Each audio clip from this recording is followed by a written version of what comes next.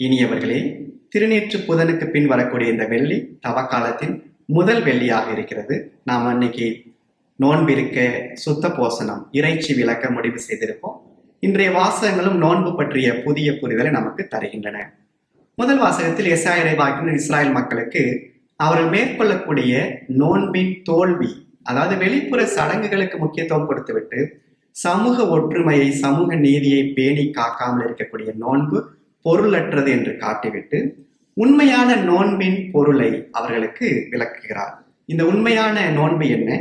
கொடுமை தலைகளை அவிழ்ப்பதும், நுகத்தின் பிணையல்களை அறுப்பதும், ஒடுக்கப்பட்டோரை விடுதலை செய்து அனுப்புவதும், எவ்வகை நுகத்தையும் உடைப்பதும் அன்றோ நான் தேர்ந்து கொள்ளும் நோன்பு என்கிறார் ஆண்டவராகிய கடவுள். ஆக அவரை பொறுத்தவரையில் சமூக விடுதலையே கடவுள் விரும்பும் நோன்பு.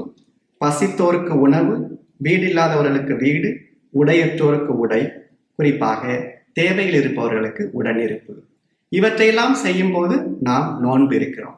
இந்த நோன்பின் பயன், நோன்பு இருப்பதால் என்ன நடக்குமா?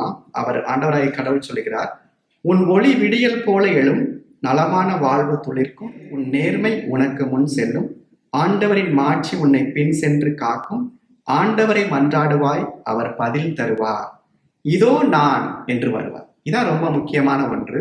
நம்ம ஆண்டவராகிய கடவுளை சமய சடங்குகள் வழியா, ஜெபங்கள் வழியா நம்ம அவரை கூப்பிடுறோம். ஆனா அப்பெல்லாம் அவர் வரமாட்டார். ஆனா இந்த உண்மையான நோன்பை மேற்கொள்ளும் போது இதோ நான் அப்படின்னு வர்றார். இந்த இதோ நான்கிறது ஒரு அடிமை தலைவனை நோக்கி சொல்லக்கூடிய ஒரு வார்த்தை.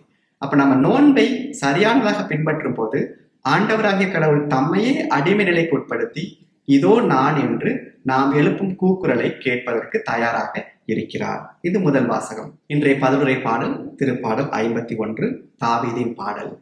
தாவீது ஆண்டவராகிய கடவுளுக்கு எதிராக பாவம் செய்து நொறுங்கிய உள்ளத்தோடு அவர் திருமுன் நிற்கிறார். இந்த நொறுங்கிய உள்ளம் ஆண்டவருக்கு ஏற்புடையதாக இருக்கிறது. அதையே இன்றைய நாளில் பலியினால் உம்மை மகிழ்விக்க முடியாது, நான் எரிபலி செலுத்தினாலும் நீர் அதில் நாட்டம் கொள்வதில்லை, கடவுளுக்கேற்ற பலி நொறுங்கிய நெஞ்சமே என்று சொல்கிறார் தாவீது. நற்செய்தி வாசகம் மத்தேயு 9:14-15. நோன்பு பற்றிய கேள்வி. இயேசுடைய சமகாலத்து அறச்செயல் ஒன்றாக கருதப்பட்ட இந்த நோன்பு இருத்தல் ஆண்டுக்கு ஒரு முறை, அதாவது யோம் கிப்பூர் என்று சொல்லப்படக்கூடிய பாவ கழுவாய் நாளன்று அவர்கள் செய்தார்கள். அதைத் தொடர்ந்து வாரத்திற்கு ஒரு முறை நோன்பு இருந்தார்கள் பரிசேயர்கள். இதையும் தாண்டி திருவிழாக்களுக்கான தயாரிப்பாகவும் நோன்பு மேற்கொள்ளப்பட்டது. இயேசுடைய புதிய புரிதல் என்னன்னா, சடங்குகள் தேவையில்லை, மணமகன் இருக்கும் வரை, மகிழ்ச்சி இருக்கும் வரை. மணமகன் பிரியும் காலம் வரும், அப்ப அவர்கள் நோன்பு இருப்பார்கள் என்று சொல்லி தன்னுடைய இறப்பை மணமகனுடைய பிரியும் காலம் என உருவகமாக முன்மொழிகிறார். இந்த நோன்பு என்பது சிலர்களை பொறுத்தவரையில் எதிர்நோக்கின் அடையாளமாக, காத்திருத்தலின் அடையாளமாக மாறுகிறது. இன்றைய நாள் நமக்கு தரக்கூடிய செய்தி என்ன?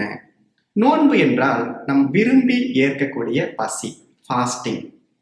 நம்ம மருத்துவ காரணங்களுக்காக, பயணத்தின் போது அல்லது உடல் நலத்திற்காக நாம சில நேரங்கள்ல நோன்பு இருக்கிறோம்.